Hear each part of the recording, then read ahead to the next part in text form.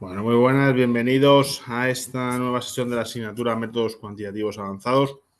Como os comentaba en el post, la sesión de esta semana es una sesión destinada a dos objetivos principales, ¿vale? Presentar los contenidos del tema 8, iremos analizándolos y de manera práctica a través de un caso que hemos preparado o que he preparado para que nos sirva para abarcar la totalidad del tema. Y a continuación resolveremos las dudas y presentaremos los resultados de la actividad 2. Ya todos debéis poder consultar, todos los grupos, vuestra calificación, ¿de acuerdo? También, antes de comentar, no sé si hay algún tipo de duda o si hay algún aspecto por vuestra parte que queráis comentar de clases pasadas, de lo que comentamos la semana pasada sobre la estructura del examen o algún punto en concreto de la asignatura. Vale, perfecto.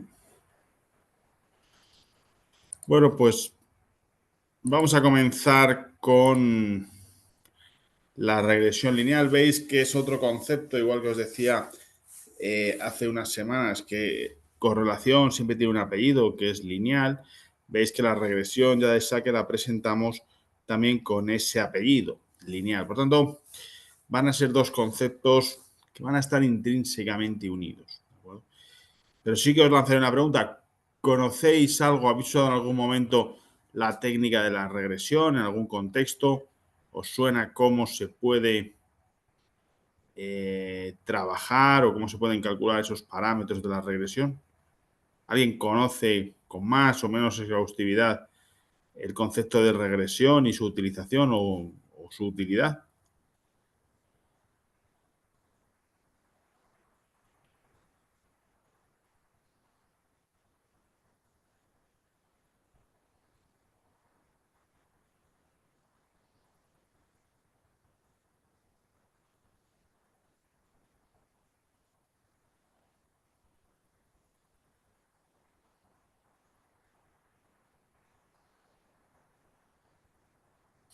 ¿A nadie le suena la regresión? ¿Nunca la ha usado?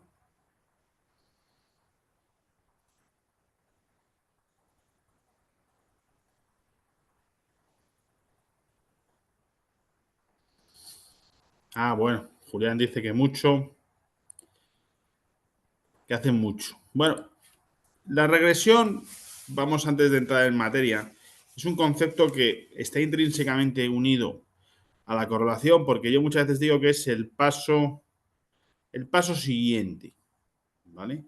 Es el paso a continuación de la correlación. Yo estudio la correlación y, si recordáis, me sirve, es un parámetro que me permite comparar, cuantificar la intensidad que tiene una relación de tipo lineal entre dos variables.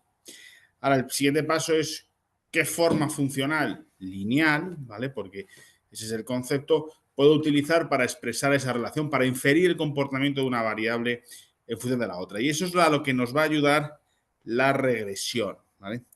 Vamos a avanzar durante la sesión de hoy a través de un caso práctico en el cual nuestro trabajo dentro del banco de inversión en el que venimos haciendo nuestras prácticas va a consistir en predecir la capacidad de pago que tienen unos clientes de un banco universal y su capacidad de penetración comercial. Es decir, si son clientes que al banco le van a pagar, es una primera opción muy importante a investigar, y después, si el banco les está vendiendo todo aquello que podría venderlos, ¿no? Es decir, el concepto de penetración comercial tiene que ver con podemos explorar vías adicionales de negocio. Bueno, el banco nos dice que solamente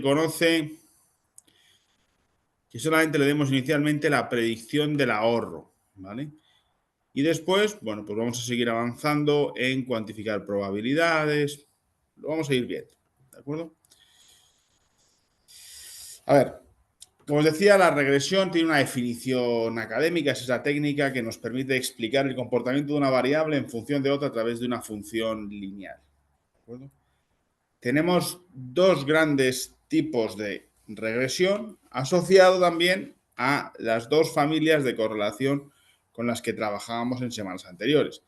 Recordad que decíamos, hay una correlación propia de los fenómenos físicos, de los fenómenos experimentales que tiene relaciones unívocas, relaciones perfectas, sin componente aleatorio. En el mundo financiero ese tipo de análisis se nos quedan cortos, ¿vale? Es decir, no vamos a encontrar, dado que es una ciencia social y que muchas de las veces el comportamiento financiero, aunque Markowitz nos exija lo contrario, no solamente se guía por causas o relaciones objetivas, sino que muchas veces factores psicológicos, emocionales también cuentan en la toma de decisiones. Bueno, pues eso es a lo que nos vamos a fijar como una regresión determinista. Nosotros trabajaremos con regresiones aleatorias o no deterministas, ¿vale? Entonces, nuestro primer concepto es una entidad quiere un modelo que le diga, oye, si tu cliente gana tanto, tanto va a ahorrar, ¿vale? Inicialmente, pues nos vamos a quedar con eso. Si nosotros fuéramos capaces de saber que todas las personas que ganan 10.000 unidades en un determinado país ahorran 2.000, es decir, que la tasa de ahorro es el 20% para todo el mundo, independientemente de sus circunstancias personales, edad, etcétera, podríamos pintar algo como esto, ¿vale? Que es la distancia que recorre un móvil, es decir, la primera ley de Newton, la distancia que recorre un móvil a velocidad constante. Nosotros vamos a trabajar cosas como esto, ¿vale? Vemos que la capacidad de ahorro real de 10 clientes la tenemos a la izquierda y los ingresos de esas personas las tenemos antes a la izquierda, ahora a la derecha. Y vemos esto. Esto es un ejercicio real, un ejercicio que tiene un componente aleatorio, ¿vale? Veis que a diferencia del otro, los puntos de la recta no caen encima superpuestos. Esto ya lo estudiábamos en el momento de la correlación. Veis cómo tenemos una recta que aproxima, pero que no puede acertar completamente en todos, porque la forma funcional no es siempre lineal. Entonces, ¿cómo construimos este modelo de regresión? Lo que nos va a interesar es esa ecuación. Bueno, pues el modelo de regresión es la variable aleatoria, en este caso el ahorro, ¿vale?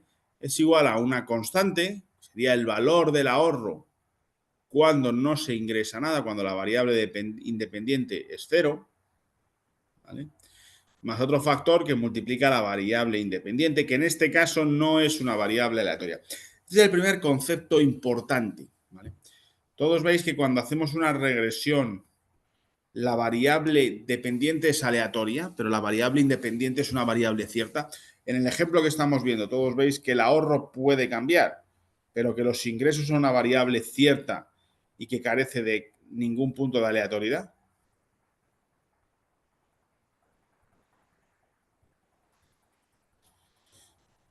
¿Eso lo vemos todos?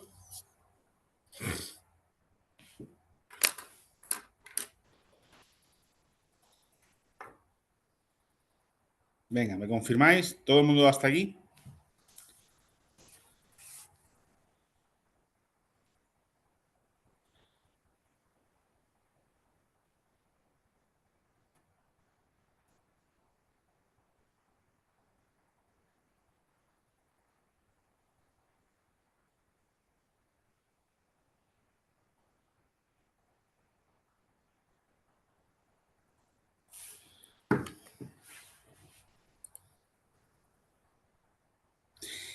Bien, pues el concepto, el secreto está en que tenemos que estimar el valor, en ese caso, de beta 0, beta 1, ¿vale?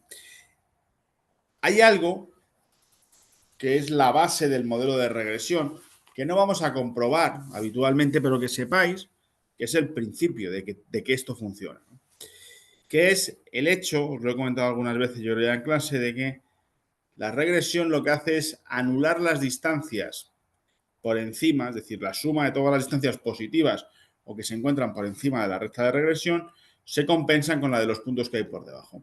A eso se llama que el error aleatorio tiene media cero, es decir, en media yo me equivoco cero. ¿Vale? ¿Qué ocurre? Me puedo equivocar cero teniendo puntos muy distantes o puntos muy cercanos. A esa distancia de los puntos, a la magnitud de la distancia es la denominada varianza, ¿de acuerdo?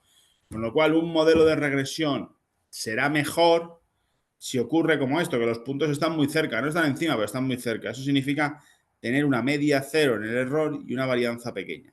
O pueden tener medias cero, la media cero siempre va a ser cero, y errores superiores, ¿vale? Que será lo que en ese determinado momento, ¿vale? Pues nos cataloga el modelo como de mejor o de peor calidad, ¿vale? El sistema de ecuaciones, vale, vamos a hacer por mínimos cuadrados. Hoy en día nadie va a resolver ese sistema de ecuaciones, porque si tenemos muchas, pero bueno, que sepáis que en un modelo de una ecuación o de una variable dependiente una independiente, ¿vale? Pues estamos hablando de que siempre serán un sistema de ecuaciones 2x2, lineal, compatible, es decir, es resoluble, ¿vale? Y ese es el modelo, el sistema. Nosotros esto lo vamos a resolver siempre de manera analítica, ¿vale? Es decir, un software nos va a dar y nos va a dar los intervalos de confianza de los parámetros, ¿vale? Porque los parámetros se estiman en base a una muestra, ¿vale? Mirad, permitidme un momento, vamos a ir un momento a un fichero Excel. Tenéis este fichero Excel subido, se llama caso tema 5. Perdón, tema 8, caso regresión. Mirad lo que ocurre, ¿no? O sea, nosotros pintamos estos datos y si nosotros le decimos que nos muestre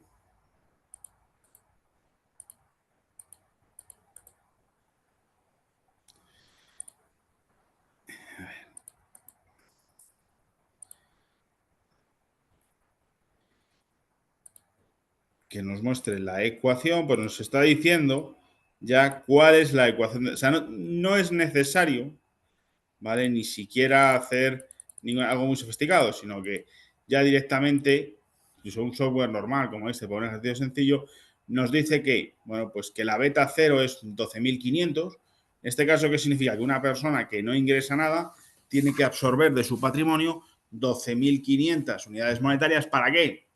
Para poder subsistir, ¿vale? Y que luego, una vez que te has gastado eso, eres capaz de ahorrar el 51,61% de tus ingresos en base a esta muestra, ¿vale? Os he dejado aquí, para que lo tengáis una vez en la vida, resuelto ese sistema de ecuaciones, ¿vale? Bueno, pues tenéis por un lado los sumatorios, en este caso de los ahorros, que son las Y, los sumatorios de las X, los sumatorios del Y al cuadrado y del X por Y, ¿vale? Esto resolvéis los sistemas y os da el mismo valor que antes. ¿Qué me interesa más? Mirad, esto es algo que tiene un coeficiente de correlación muy alto, 0,96.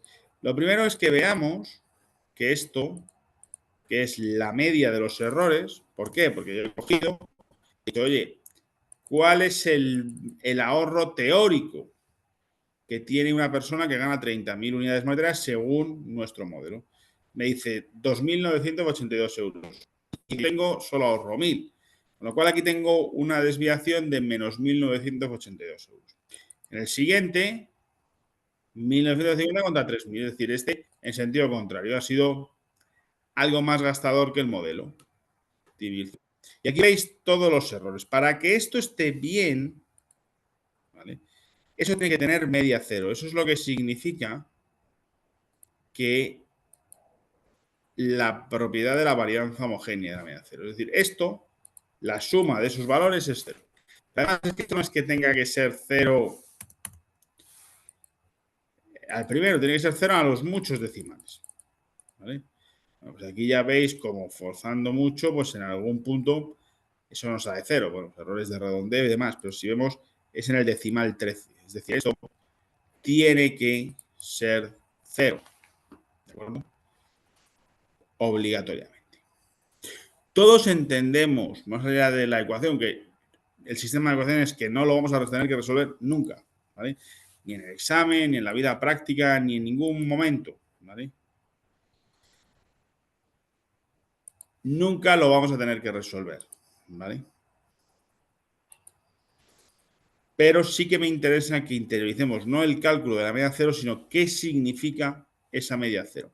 y que la varianza, que este punto, este valor, lo que nos va a permitir es comparar modelos. Si hacemos la raíz cuadrada, vemos que en media, el modelo está cometiendo un error en el ahorro de 1.539 unidades monetarias. Bueno, en este caso tenía puesto euros. ¿Vale? ¿Entendido qué significa?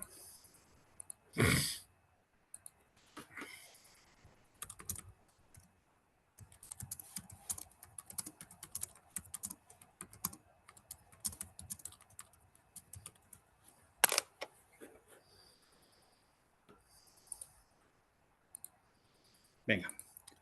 ¿Dudas hasta aquí de cómo se calcula la regresión? ¿Para qué sirve? ¿Las principales propiedades?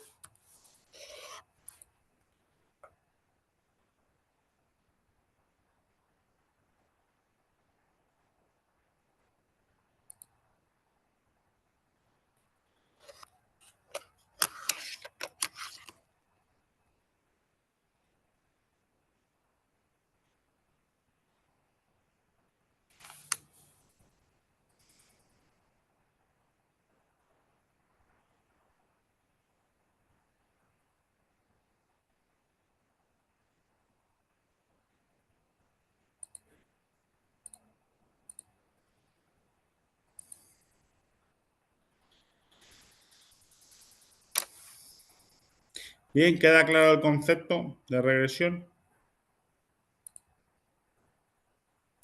Este es un primer paso, ¿vale? Este es el, digamos, lo más sencillo, la herramienta más sencilla. La base de las posibles utilidades que podemos tener. ¿Vale? Ahora, con nosotros calcular ese ahorro medio, ¿creéis que tenemos todas las posibles preguntas que en un departamento, por ejemplo, de esto de desarrollo de negocio nos podríamos hacer?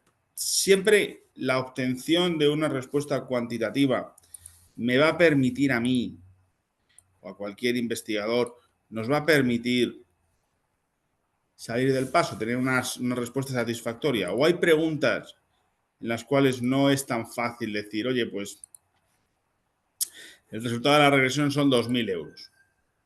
¿Qué creéis?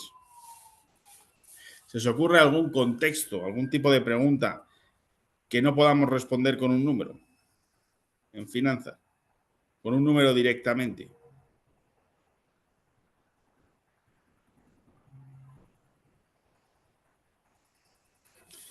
Por ejemplo, si nos preguntan por una probabilidad, nosotros aplicando la técnica de la regresión como la hemos visto hasta ahora, somos capaces de conseguir darle una respuesta.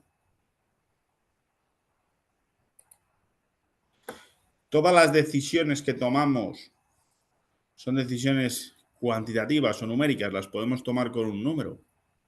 O hay determinadas decisiones que están vinculadas a un umbral, una probabilidad. Bueno, ¿qué ocurre? Cuando tengo que tomar decisiones no cuantitativas, la técnica de la regresión me puede ayudar. ¿Vale? Pero tengo que hacerle una pequeña modificación. Tengo que, en vez de dar esos 1.950 euros, por ejemplo, antes de desviación, tengo que decir cuál es la probabilidad de que una determinada distribución de probabilidad sobre esa regresión tome ese valor. Eso parece complejo, ¿vale? Pero en finanzas usamos dos modelos, el Logit y el Probit. ¿Vale? El Probit lo usamos prácticamente para todo, salvo para el impago. El impago, recordar que siempre en finanzas lo tratamos con una distribución de Bernoulli. Y por tanto requerimos de otra función de probabilidad distinta a la normal. Vamos a atacar el concepto de penetración comercial con el modelo Probit. Veréis cómo es algo relativamente sencillo. Mirad, nosotros vamos a partir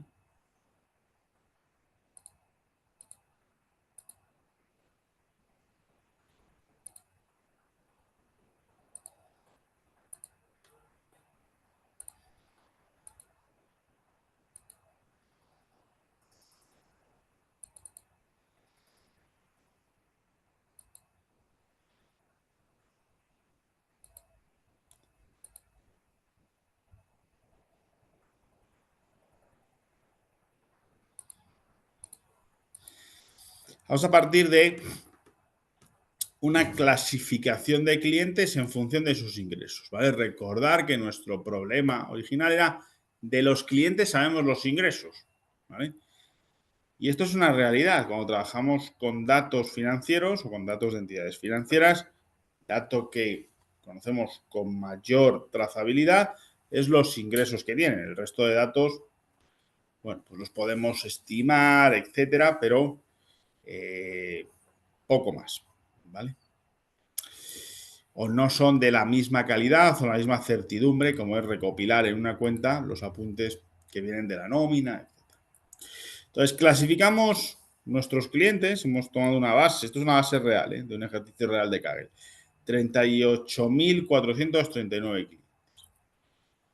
Entonces, la base originalmente venía montada, ¿vale?, con el dato de ingresos. Yo lo que he hecho ha sido tramearlo. Entramos desde 10 hasta 90.000, ¿vale? He trameado sus ingresos por amplitudes de intervalo de 10.000 euros. ¿Y qué clientes están vinculados y cuáles no? ¿Vale?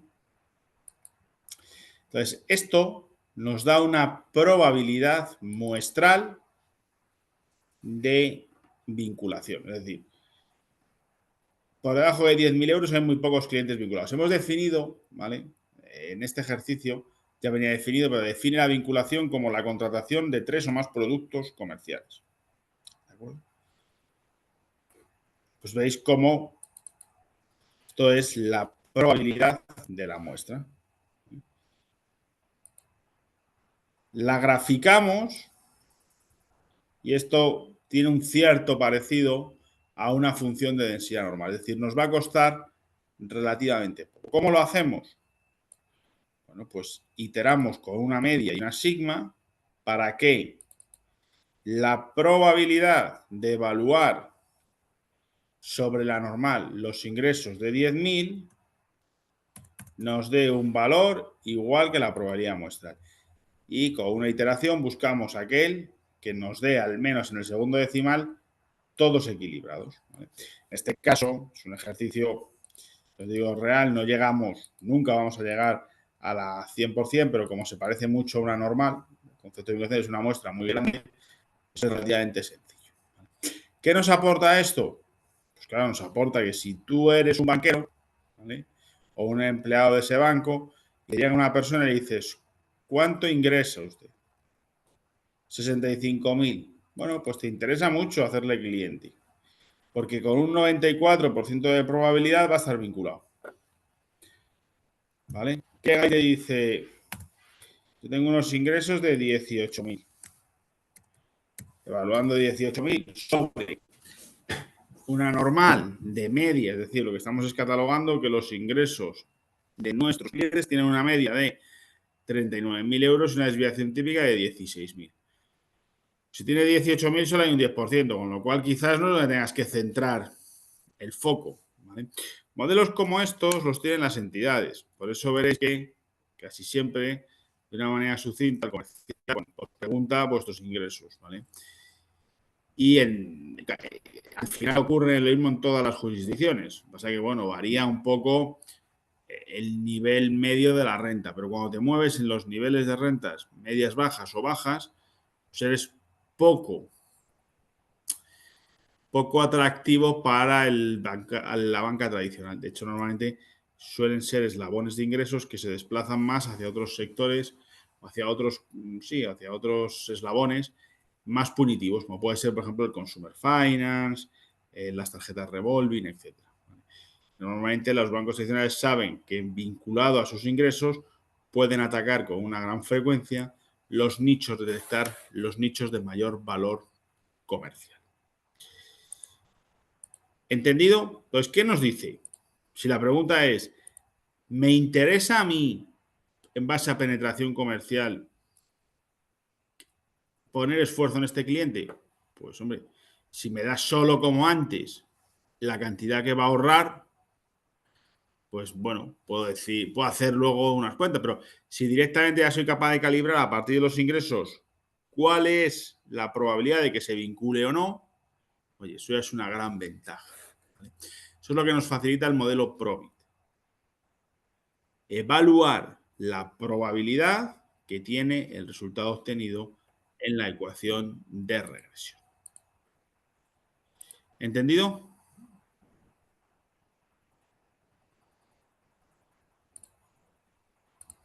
Venga, dudas. Esto no sé si en el pasado alguien os lo había contado antes o si en algún momento habéis utilizado este modelo, tanto académica como profesionalmente. Si no, le veis la utilidad, entendéis cómo se puede utilizar y cómo se puede obtener un resultado satisfactorio.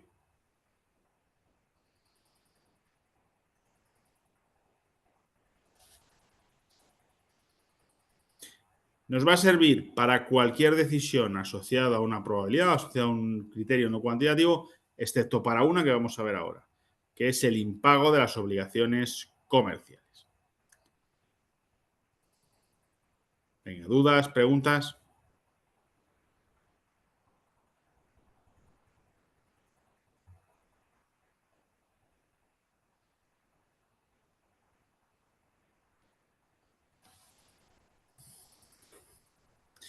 Bien, bueno, vamos al modelo Logit, ¿vale? Vamos a evaluar el número de préstamos, lo vamos a hacer con la probabilidad, ¿vale? Es diferente. Cuando tú evalúas los saldos, se habla de tasa de mora, ¿vale? O se evalúa la probabilidad, se habla de probabilidad de mora. La diferencia está en que cuando tú haces la probabilidad, todos los préstamos, independientemente de su nominal, tienen el mismo peso. Cuando hablamos de tasa de mora, lo que estamos hablando es de que hablamos en saldos dudosos o que no están al corriente de pago entre los saldos al corriente de pago o los saldos totales, ¿vale? Lo vamos a hacer con probabilidades. Entonces, el razonamiento es el mismo, ¿de acuerdo? Nosotros tenemos para cada uno de los niveles de ingreso, tenemos los préstamos que se encuentran impagados por clientes que están en ese tramo y los préstamos que están al corriente, ¿de acuerdo? Y tenemos una probabilidad de mostrar, es decir, quien menos ingresa tiene un 8%, luego un 7,1, un 5,5 hasta un 0,1. Es decir, veis, como esto es claramente una exponencial, ¿vale? Una función exponencial. Aquí tiene un pequeño salto, punto de silla, ¿vale? Muy limitado, ¿de acuerdo? Y lo que vemos es que en función de mayores ingresos, más facilidad para cumplir con las obligaciones crediticias. Así que, en vez de hacerlo sobre la normal, ¿vale? Lo hacemos sobre la exponencial. Como función exponencial es muy difícil, pues cogemos el valor directamente en vez de la media y la desviación típica, el valor que tomaría en el parámetro y el beta 0 y el beta 1. Y nos venimos aquí y decimos, bueno, pues la función de probabilidad de la exponencial es 1 entre 1 más la exponencial de la f de x de la regresión. Y jugamos con el valor de B0 y B1 para que esto, igual que antes, nos dé 0 o aproximadamente 0. ¿Vale? Entonces, ahora que tenemos, si antes tenemos una persona que ganaba 40.000 unidades monetarias, se ve un 53% de que contrajera producto, más de 3 productos. Y tiene una mora de 73.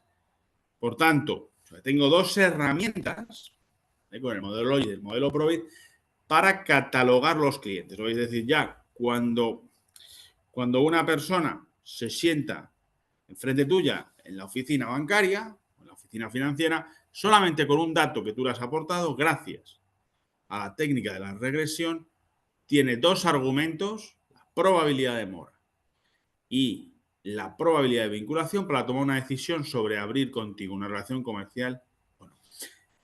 Eso es lo que estos modelos nos pueden aportar. No solamente la regresión, darnos un número, sino que en base a comparar esos resultados con una muestra histórica, podemos aplicar esos modelos Logit, modelos Probit y tener, ¿de acuerdo?, una información adicional. ¿Entendido el modelo Logit y el modelo Probit?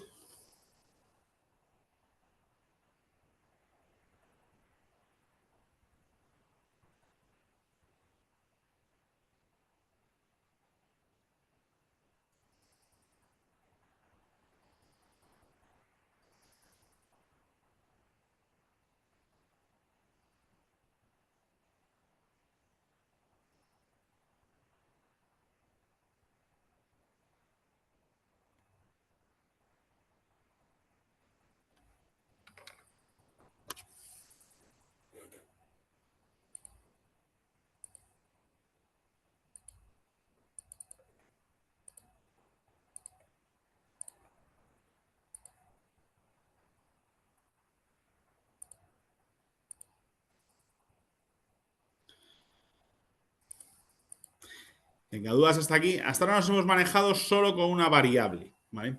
Con lo cual no hemos atacado uno de los problemas que ya comentamos en la correlación y que ha ido flotando en las últimas sesiones, que es ¿qué hacemos cuando tenemos varias variables? Es decir, nosotros en un modelo podemos meter muchas variables independientes, así como así. En el caso, el banco nos decía que le interesaba que cotejáramos esos ingresos cruzados con la edad y con la experiencia laboral de sus clientes.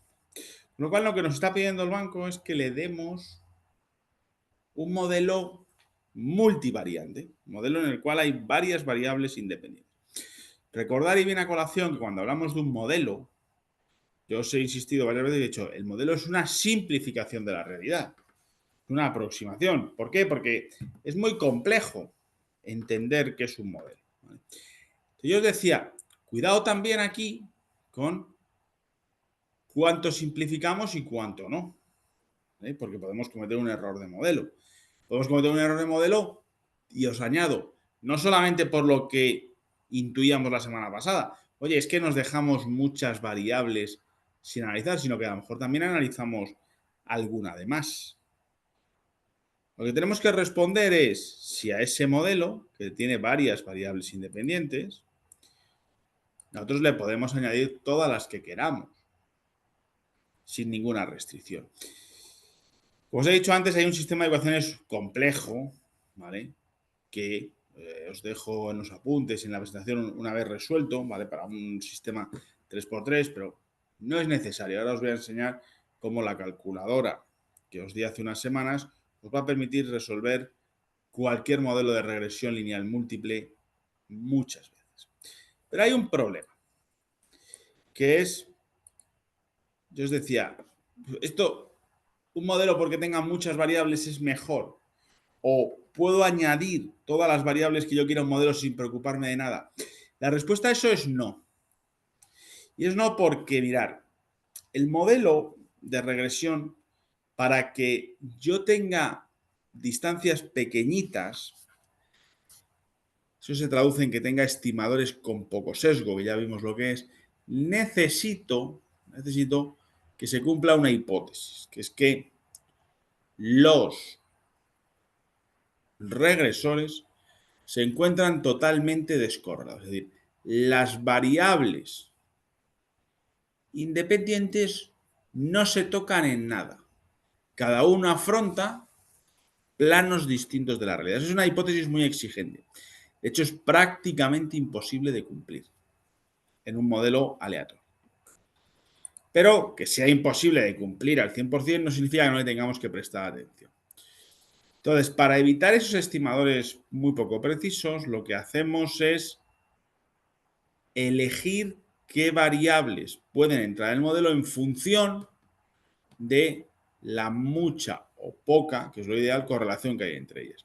Y aquí necesitamos conocer un criterio de selección, que en el fondo pues es la correlación entre ellos. Es decir, yo os voy a dar un parámetro que la literatura académica reconoce que es el denominado factor de alargamiento de la varianza, que si os dais cuenta, pues su ecuación es 1 entre el coeficiente de alineación, es decir, 1 menos el R cuadrado. En el fondo lo que hay aquí es si la correlación es alta, este valor será próximo a 0 y el factor de alargamiento de la varianza será muy grande. ¿Podría hacerlo directamente sin calcular ese factor con los coeficientes de correlación? Podríais. Es decir, lo que tenemos que evitar es correlaciones altas. ¿Se usa este factor normalmente y es el que usan los softwares? Sí, que conozcáis cómo se calcula, pero me interesa más cómo podemos tratar este problema. Cuando yo me enfrento a un problema de colinealidad, tengo 3 estrategias. Solamente 3 posibilidades. Mirad, la primera, la más bestia y la menos recomendada, es elijo una variable y la otra la desprecio. Esto no nos gusta mucho, ¿vale? Porque esto lo que significa es que estoy tirando información a la basura. Y eso, en un concepto, recordar que los datos cuestan dinero. Los datos son un esfuerzo, tanto si los he comprado como si los he almacenado, los he recopilado, etc. y la información siempre tiene, es decir, aunque esté muy correlada con otra, siempre tiene un ángulo diferente o distinto. Por tanto, esa no es la más recomendable.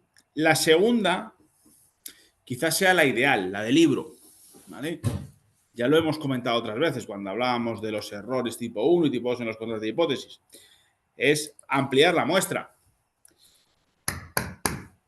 Eso significa dinero.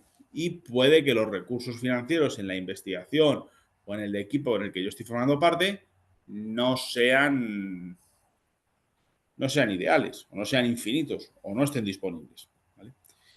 La tercera, como punto intermedio, es incluir las dos. Pero incluirlas de una forma peculiar, que es integrar toda la información en una sola variable.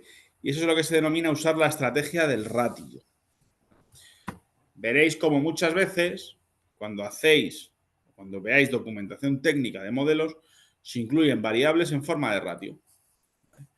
Es decir, si yo quiero que esté reflejada tanto la edad como la experiencia laboral, si potencialmente, ahora lo veremos, estuvieran muy correladas esas variables, pues una posibilidad es ver si el modelo funciona bien con un ratio que sea edad entre experiencia laboral, por ejemplo. ¿De acuerdo? Valores críticos. Mirad, la literatura dice que el factor de andamiento de la varianza no puede ser mayor que 10. Si veis la fórmula, para que eso sea 10, ¿vale? Lo que estamos exigiendo es que el coeficiente de alineación sea el 10%. Para que eso ocurra, pues tendría que ser el R cuadrado 90%, es decir, estaríamos hablando de correlaciones que admitiríamos correlaciones por debajo del 80. Eso a mí personalmente tampoco me gusta, ¿vale? Es decir, a mí creo que hay que ser más exigente. Yo os diría que nunca metáis dos variables en un modelo que tengan un factor de agrandamiento de la varianza que sea superior a 3. ¿Vale? Es decir, un factor de agrandamiento de la varianza superior a 3, vamos a calcularlo un momento, es una correlación para que llevéis la relación. Vamos a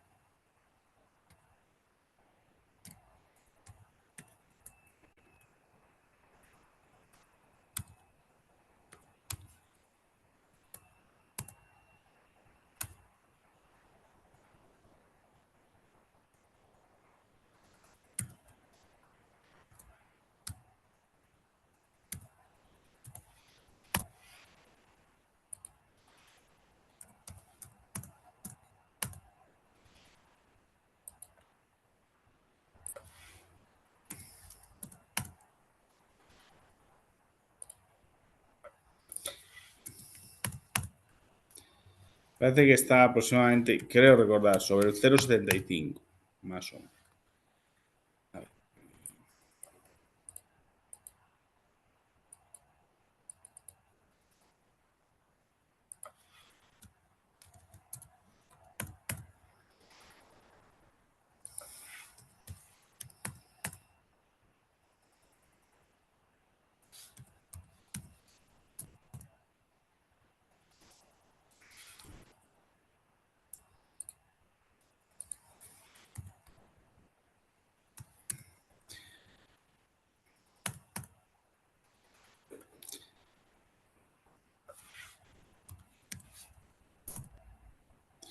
Sí, más o menos por el 0.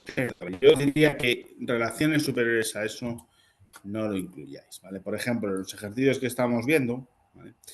La correlación entre la edad y los ingresos es 0,51 y ese es un factor de agrandamiento de la varianza de 1,35. Pues eso lo podemos incluir. Los ingresos y la edad deberían de funcionarnos razonablemente en el modelo, ¿vale? La edad con la experiencia, los ingresos con la experiencia laboral, 1,25. ¿Y qué ocurre con esa correlación entre la edad y la experiencia laboral? Pues son variables que evidentemente están muy correladas. ¿Por qué? Porque la mayor parte de las personas suelen empezar a trabajar a una edad muy similar. ¿vale? Entonces ahí, pues ahora vamos a ver qué estrategias tenemos, ¿vale? Qué posibilidades tenemos para tratar ese factor de ordenamiento de la varianza, que aunque no supera el 10, ¿vale? Yo os diría que a partir de 5 incluso, yo personalmente, si veo factores mayores que 3 cuando lo estoy usando, intento buscar una salida, ¿vale? La que sea, o la muestra si me es posible, o si no, el ratio, ¿vale? Entre esas dos variables si me interesa. Mirad, estos son los datos con los que trabajamos, ¿vale? Este ahorro, estos ingresos, esta edad y esta experiencia. Como hemos visto, pues estas son las correlaciones entre ingresos y experiencia laboral y las dos variables correlacionadas. Entonces, yo puedo establecer un primer modelo, ¿vale? De hecho, lo vamos a hacer. Vamos a ir a los add-ins, ¿vale? Options, add-ins. Aquí recordar, le damos a Go y buscamos en el ordenador, en cada uno en el nuestro, donde tenemos esto guardado. Un segundo.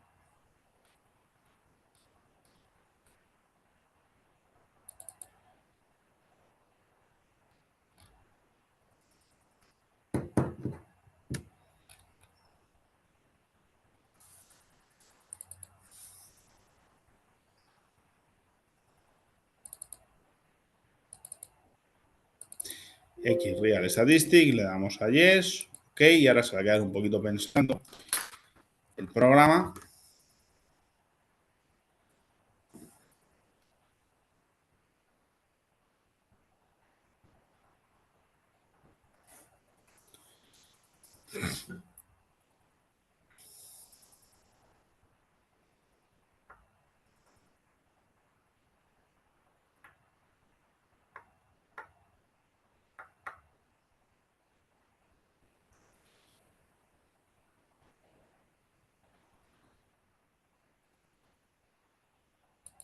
Vale. Entonces, mirad, lo que hacemos es, vamos a Real Statistic y le decimos, quiero... Un segundo, ¿qué hacemos? Esto. Funcione bien.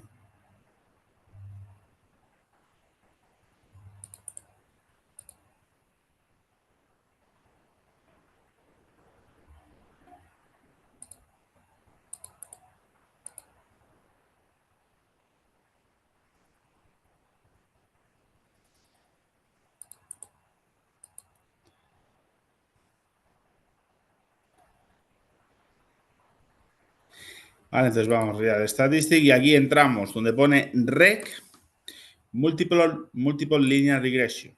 ¿Vale? Y nos dice, ¿cuál es el rango de las X? El rango de las X son las variables independientes. El rango de las Y son los ahorros. Y bueno, pues aquí le damos, vamos a hacer una página nueva, ¿vale? Y sí, vamos a usar un valor del 5% del valor. Nos da un poco igual, ¿vale? Porque eso lo va a usar él para evaluar una cosa, ¿vale? A ver, ¿qué nos está dando? Error aquí.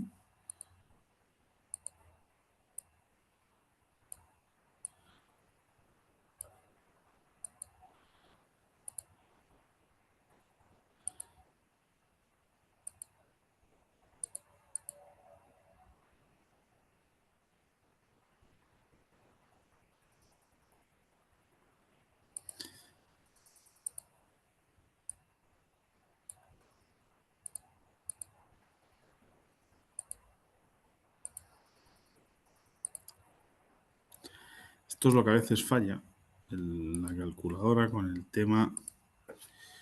Perdonar. A ver, vamos a ver.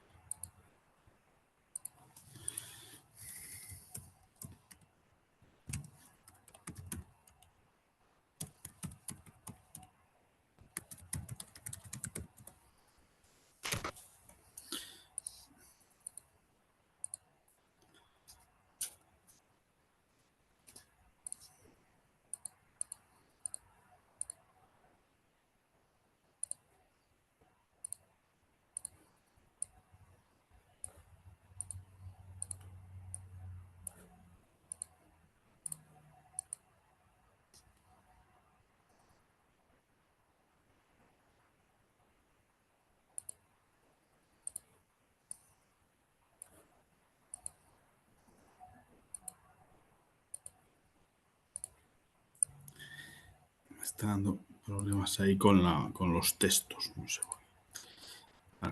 Bueno, le dais a OK, ¿de acuerdo? Y en hoja nueva os va a sacar una serie de información, ¿vale?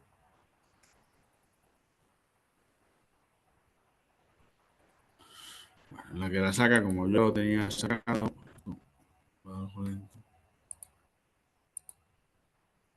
A ver, hay una pregunta en el chat. No sé a qué te referías, Raúl, con se quedó ahí. Se quedó algo colgado.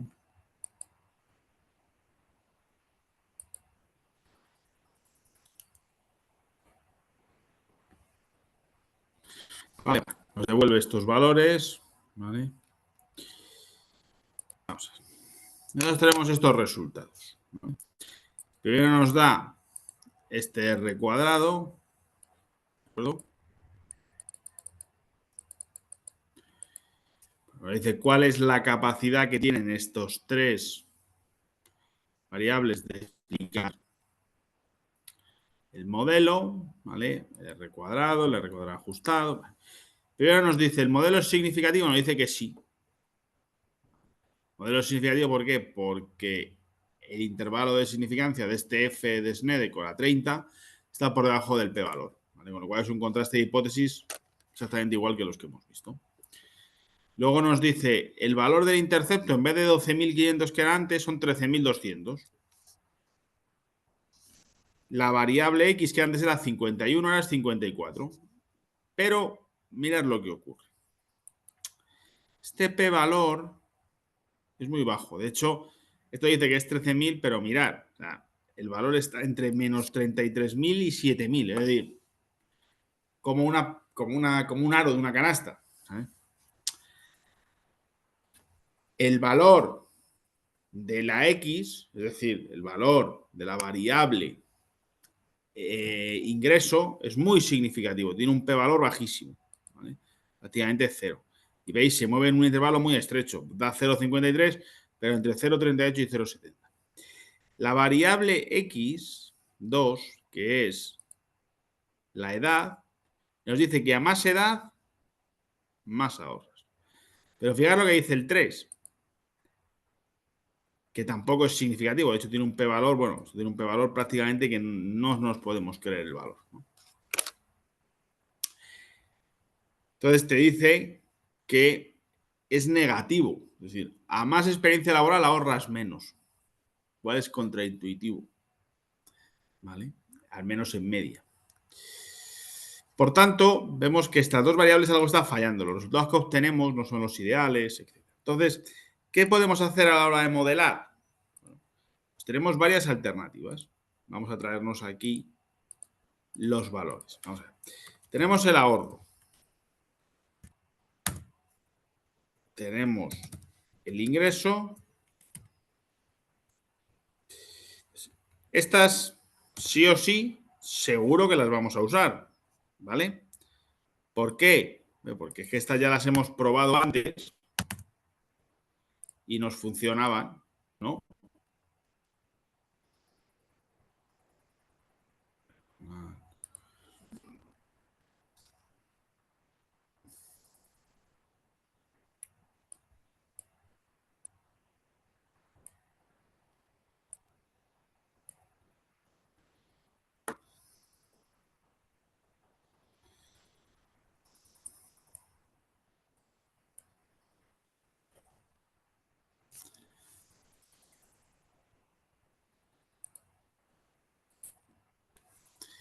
Vale.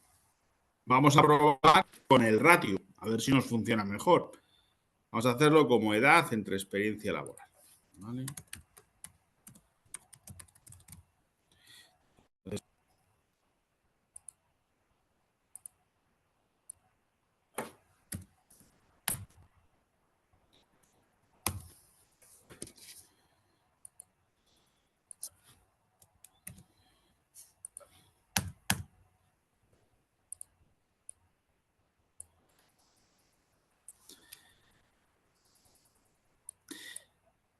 Vamos a nuestro ADIN, ¿vale? Real Statistic, decimos regresión. El valor de las X sigue siendo el mismo, los ahorros. Y ahora solo tenemos dos variables Y, la ratio y el otro. Vamos a decir que esto nos lo ponga aquí, para que no nos vayamos mucho.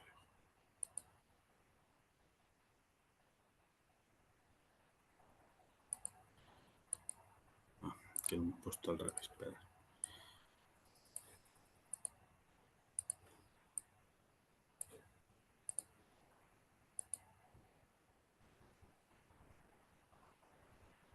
Hay que tener cuidado con esto de los formatos y tal de las tablas, porque es mejor para la calculadora. No sé exactamente qué hay en la programación, ¿vale? No lo he conseguido depurar, pero sí que dejar las tablas muy limpias, como de formato de Excel, como esto, porque si no, da errores como antes, ¿vale? A ver, vamos a ver si nos da el resultado, nos entrega el resultado.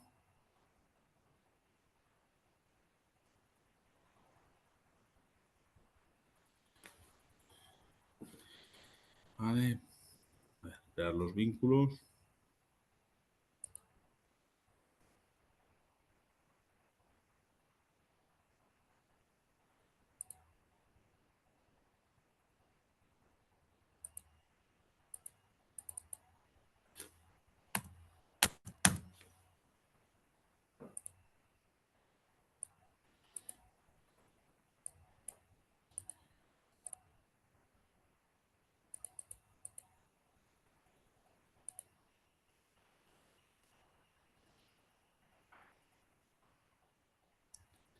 Vale. Entonces ahora vemos cómo tenemos, bueno, el modelo sigue siendo similar en significancia, ¿vale? Un 97% de R cuadrado, el error estándar, recordar, esta es la calidad del modelo de regresión, aquí eran 1800, aquí el error son 1500. El modelo ya de primeras tiene más calidad. También lo vemos en que tiene un mejor F de Snedeker, es mucho más significativo, ¿vale? De hecho, aquí también era significativo al 5%, pero bueno, es que aquí es mucho más significativo. Tiene un p-valor ya de 10 en la menos 5. Aquí, si os dais cuenta, antes teníamos un modelo que era peor, porque el intercepto no era significativo. Aquí sí lo es, veis, el p-valor ya es pequeñito y, hombre, antes teníamos una horquilla que iba desde menos 73 a 7000 y ahora estamos en menos 21, 8000. ¿Vale? Es decir, menos 8000, perdón, mucho más acotado. Vemos como también este ingreso pues, también es mucho más significativo, pero aunque mejora, ¿vale? Es decir, ya tenemos una beta positiva, mayor con signo positivo, es decir, a más edad, más experiencia laboral, soy capaz de ahorrar más, eso parece razonable, ¿vale? Sigo teniendo un error estándar muy alto, mucha amplitud en el intervalo y no es significativo. ¿Vale? Entonces, la última posibilidad que nos queda, ¿vale? Es recurrir a, pues, que no puedo incluir esas dos variables de ninguna manera, ya que seguramente el mejor modelo que me voy a encontrar, ¿vale? Es el modelo univariante.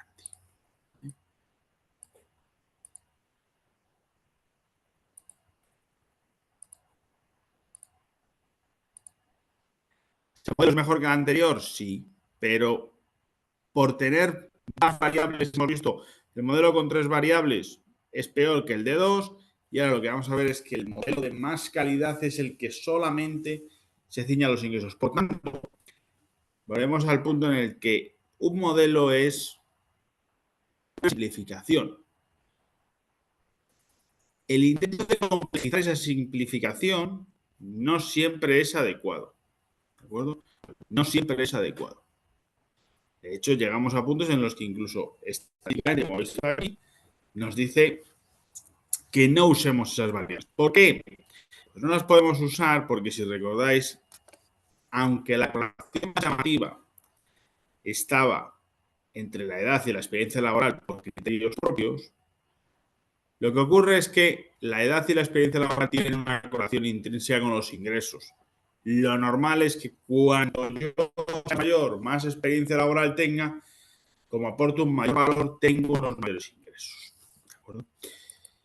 A ver si termina de salir.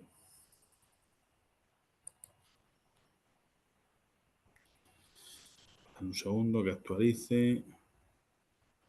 Todo es un proceso mucho más rápido, pero hoy debe de haber algún problema.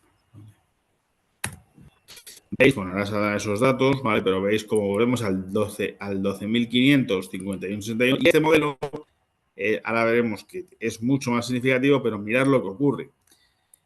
Este ya es por 10 a la menos 6, más significativo, tiene un F mayor, doble, y ambos parámetros son significativos, tanto el intercepto como el ingreso. Por tanto, el modelo tiene más calidad estadística el modelo univariante que cualquiera de los multivariantes. Podemos afirmar que la edad y la experiencia laboral no nos están explicando nada adicional al ingreso. Pues mirar, no. Esa es la incongruencia de esto. ¿Veis? Ese 0,97 es menor que esto. Es decir, nos están explicando aproximadamente un 0,5% adicional de la variable ahorro. ¿Vale? La diferencia entre esos dos R cuadrados. Lo cual es muy poco y no compensa la complejidad y los problemas que mete al modelo para alcanzar el objetivo. ¿Qué ha ocurrido con este ejemplo? Este ejemplo es un ejemplo didáctico. No creo que os encontréis muchos ejemplos en los cuales la correlación sea el 0,96. ¿Vale? Seguramente si le hubiéramos metido más de 10 elementos muestrales a esto, hubiéramos llegado al punto en el cual la edad y la experiencia laboral hubieran aportado algo adicional. ¿Vale? ¿Por qué? Porque seguramente la correlación del ahorro con el ingreso hubiera ido bajando. ¿De acuerdo? Y hubiera dejado más huevo. Bueno, que sirva para el ejemplo final para dos cosas. Ver cómo tenéis de manera iterativa que ir comparando y probando las diferentes opciones de modelos que tengáis y cómo tenéis que elegir, ¿vale? Primero, fijándose en la significancia de todos los parámetros, en que no estéis cometiendo ninguna incongruencia con los parámetros del modelo y después viendo la significancia global. ¿De acuerdo? ¿Entendido? ¿Vale? Y la moraleja final, porque el modelo tenga muchas variables, no es un modelo mejor. Un modelo, cuanto más sencillo es, más fácil es de explicar y minimizamos ese riesgo de modelo que siempre está latente, el hecho de podernos equivocar con el modelo que utilizamos. Venga, dudas, preguntas hasta aquí sobre la regresión, los conceptos que hemos visto, etcétera.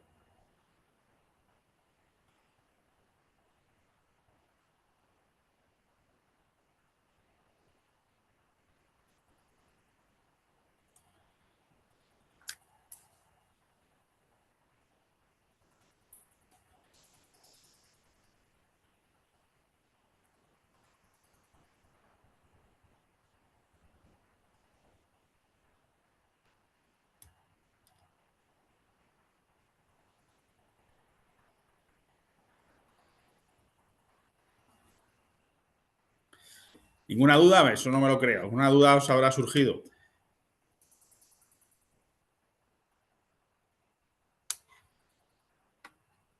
Seguramente lo que podéis conocer la técnica, pero no creo que la hubierais nunca enfocado a obtener unos resultados para toma de decisión en el ámbito financiero. Entonces, sí que es importante que os salgáis claro con que en qué os puede ayudar ese tipo de técnicas para vuestro día a día o para vuestro futuro en la toma de decisiones como directivos del sector financiero.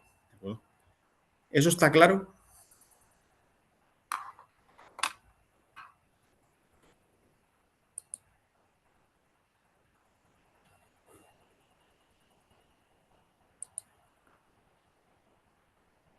Vale. Bueno, pues este es el primer objetivo, ¿vale? De la sesión. Este es uno de los temas importantes, de mucha utilidad, ¿vale? Y al lado de este tema, pues corregimos la segunda de las actividades que se os planteó, ¿vale? Si recordáis, el enunciado de la actividad hablaba de un cuadro, de una investigación en la cual se veía que la altura de determinado colectivo de individuos venía sesgada por la renta de la unidad familiar y también se investigaba sobre los miembros de la unidad familiar y los años de escolarización, ¿vale? De los padres. Es decir, se veían 3 factores que a juicio del investigador podían tener una incidencia. La primera era el nivel global de renta, la segunda, cuando metes los miembros, estamos hablando de la capacidad que tiene de destinar a cada miembro, es decir, de una renta per cápita, y luego también ligado cuál es la composición socioeconómica de esa familia, medida en el nivel de los ingresos, ¿vale? Bueno, ¿qué nos pedía la actividad? Pedía inicialmente, y creo que esto, ya tenéis todas las notas, esto lo ha hecho todo el mundo bien, ¿vale?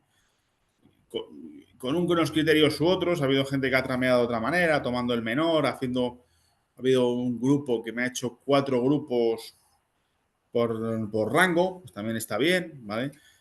Bueno, yo hice 6 tomando lo que me pareció que en aquel momento iba a ser más intuitivo a la hora de explicar, que es decir, oye, entramos de 10 centímetros de altura desde el inferior, que creo que era 133 centímetros, pues 130, hasta el mayor que era 186, 87, 190.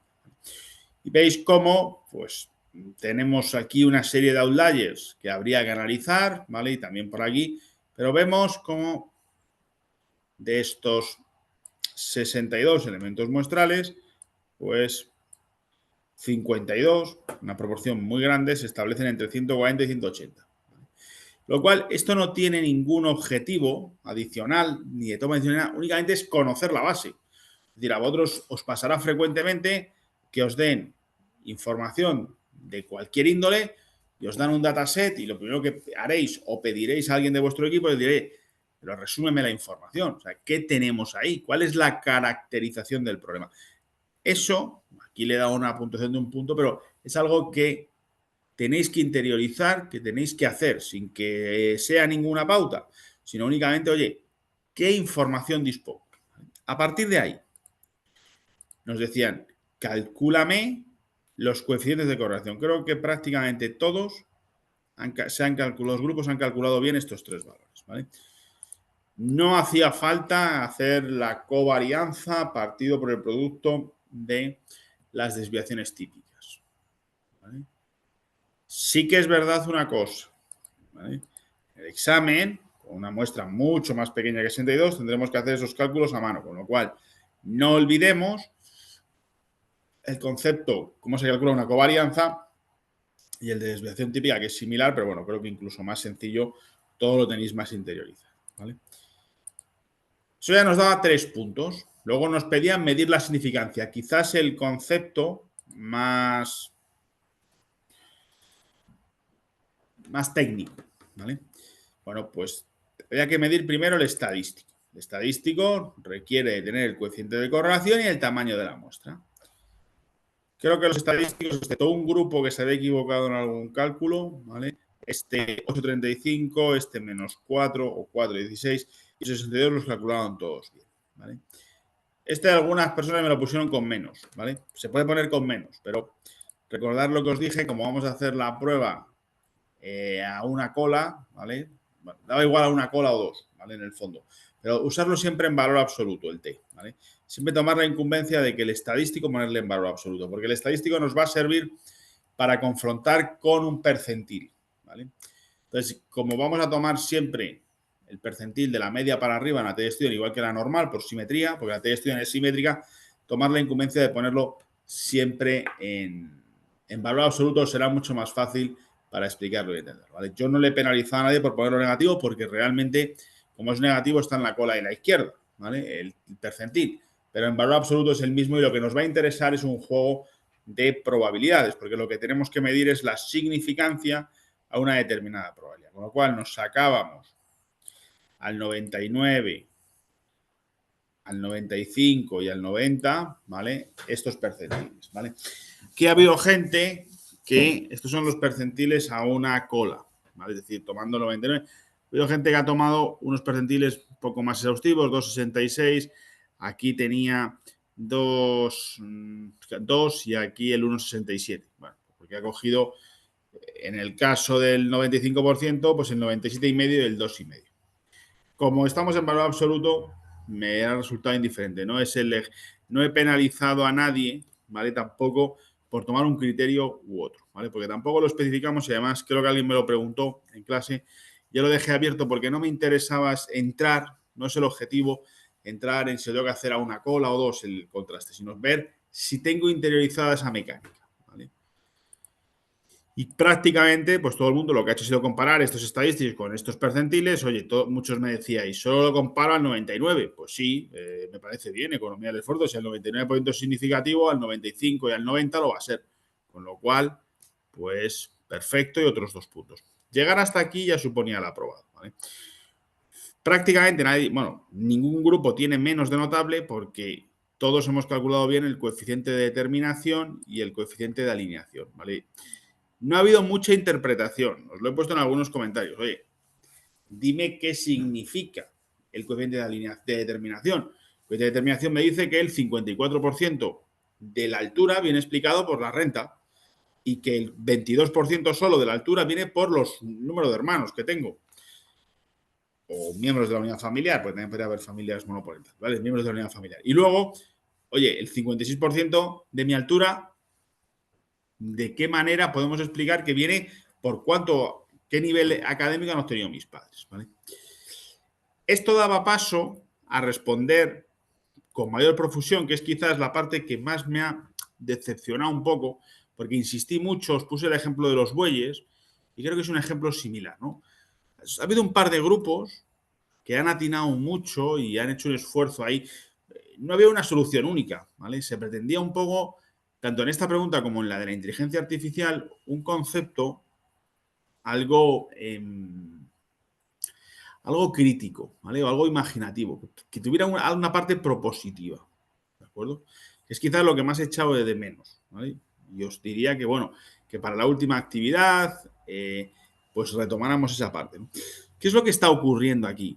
Yo no puedo asegurar de ninguna manera, porque no hay un criterio cuantitativo y tampoco parece coherente que en función de la renta sea más alto o más bajo. Eso me lo ponían varios grupos. Parece una correlación espuria, ¿vale?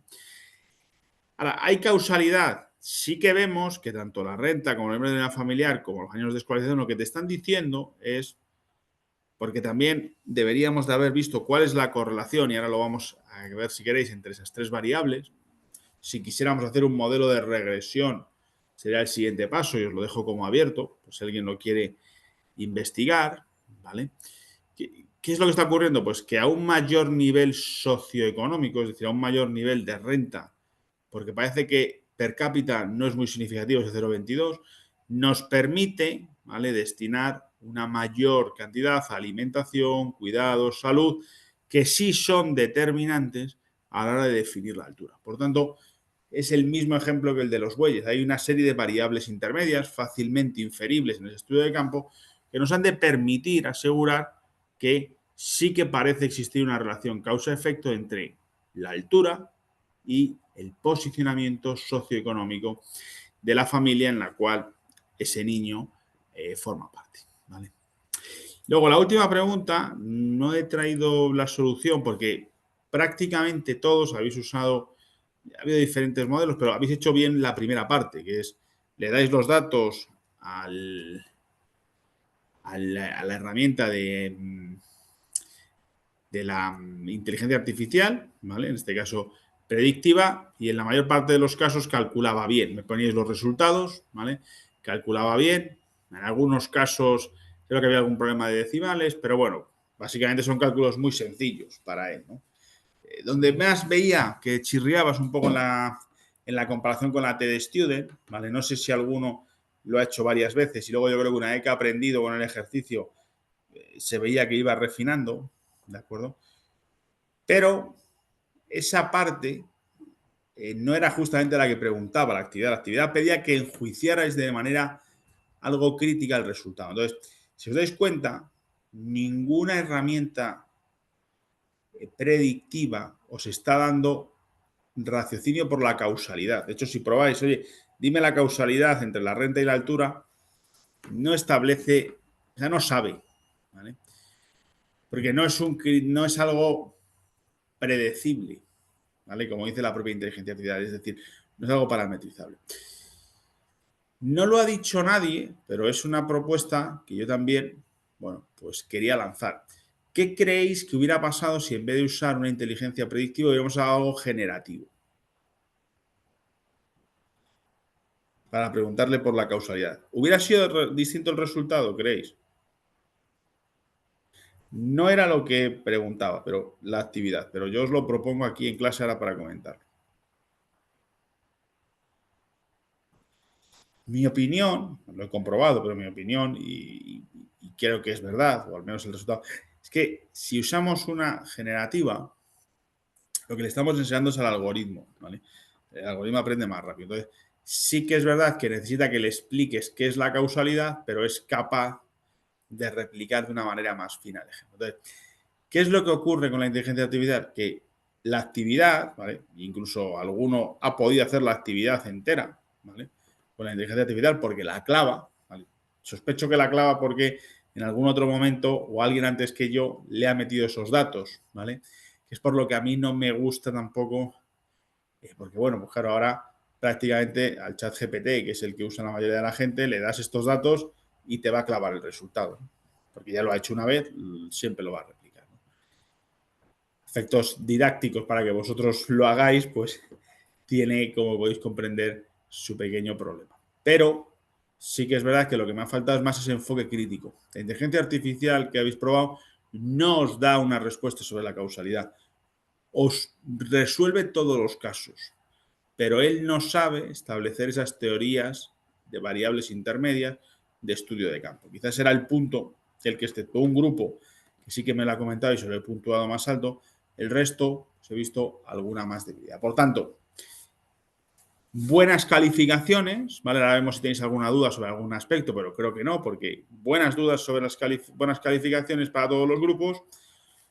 Me queda reconfortado porque veo que los conocimientos, igual que pasó con la primera actividad, están muy interiorizados en el conjunto del grupo y eso es muy positivo de cara al examen y a superar la asignatura, ¿vale? Sí que os pediría un plus en la siguiente actividad de opinión, proposición, ¿vale? Y se ha notado mucho en la parte de la inteligencia artificial que también tenemos un aspecto, cuando hablemos del VAR, veremos a ver qué nos aporta, ¿vale? Pues que seáis capaces no de absorber ese número y decir, me pone esto, eso no tiene mucha complejidad. Sí que comparéis vuestros resultados con ellos e intentéis ver un enfoque algo más crítico o más propositivo sobre ese resultado, ¿vale? Y por mi parte, nada más sobre la actividad. Yo felicitaros por los resultados, os he dado el view de la muy positivo, luego una parte un poco en genérico a mejorar. Si alguien tiene alguna duda sobre su actividad en concreto, pues evidentemente me lo comenta y podemos buscar un hueco para comentarlo. Y no sé si hay alguna duda, algún comentario genérico, abierto sobre la resolución de la actividad que queréis comentar ahora o no, o lo queréis dejar aquí. Buenas tardes, profe. Hola, Alex. Yo tengo una duda sobre el examen. Si bien lo vamos a hacer a mano, la resolución, o sea, tengo entendido que lo podemos hacer en una hoja cuadriculada y eso lo escaneamos y lo subimos para que se vea la resolución, o sería en Word de hacer toda la resolución. Pues aquí depende un poco de la modalidad de examen que tengas, ¿vale? Mira, era virtual. Chequéalo con tu tutor. Creo que en Ah, bueno. principio, cuando lo haces, salvo algunas excepciones que pueda haber por diferentes casuísticas de los alumnos y demás, creo que cuando lo haces a distancia, lo habitual es hacerlo en el Word, en el ordenador, ¿vale? Por eso ahí tampoco nos compliquemos mucho, pues oye, ponéis dividido por, ¿vale? Pues digo que escribáis mucha letra para que luego la corrección sea más fácil. Creo que luego también en función de la actitud funcional del alumno y algunas otras excepciones, se puede y tienes que tener ese escáner para hacerlo, perdón que no me sale la palabra, Alex, lo puedes hacer también escrito, ¿vale?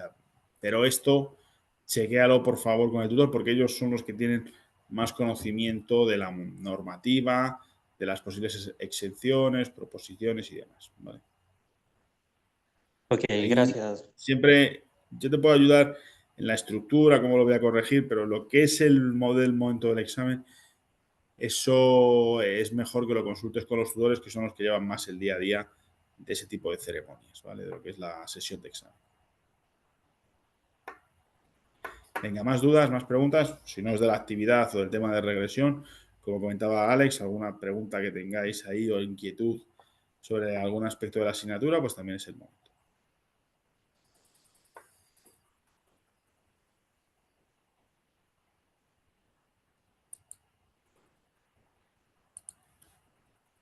¿No? Bueno, ya os lo dije la semana pasada, prácticamente todos los conocimientos, todos los conceptos que van a ocupar el 80, 90, incluso 95% del examen están distribuidos, con lo cual creo que es obvio, si yo os digo cuáles son las tareas para esta semana, pues las tareas siguen siendo profundizar, estudiar los casos, revisar las dudas que podáis tener, etcétera, ¿vale? En la semana que viene volvemos a tener agendada una sesión de 90 minutos, ¿vale? Y la vamos a dedicar a presentar la actividad, ¿vale? Es importante, muy importante, que intentéis asistir el mayor número de integrantes de los grupos. ¿Por qué? Yo lo que voy a hacer es explicar en detalle el enunciado del caso, ¿vale? Vamos a hacer unos ejercicios de apoyo que os voy a dar para que los podáis guardar. Tengáis unas calculadoras que os van a facilitar ese cálculo del VAR. Y a partir de ahí nos vamos a poner a trabajar en aulas separadas individuales con mi supervisión en que hagáis la actividad. Con lo cual, si dedicamos la mitad de esa sesión a hacer eso, ¿vale? Si venís bastantes miembros del grupo, prácticamente podéis llevar avanzado gran parte del trabajo, ¿vale? Con lo cual os recomiendo ahí y sobre todo tenéis muy a mano, hay una tutoría online en directo conmigo para, oye, David, tenemos duda en esto. Y yo voy a estar con vosotros cada 5 minutos pasando por las salas, ¿vale? Para resolver esas dudas y para ayudaros a avanzar, ¿de acuerdo?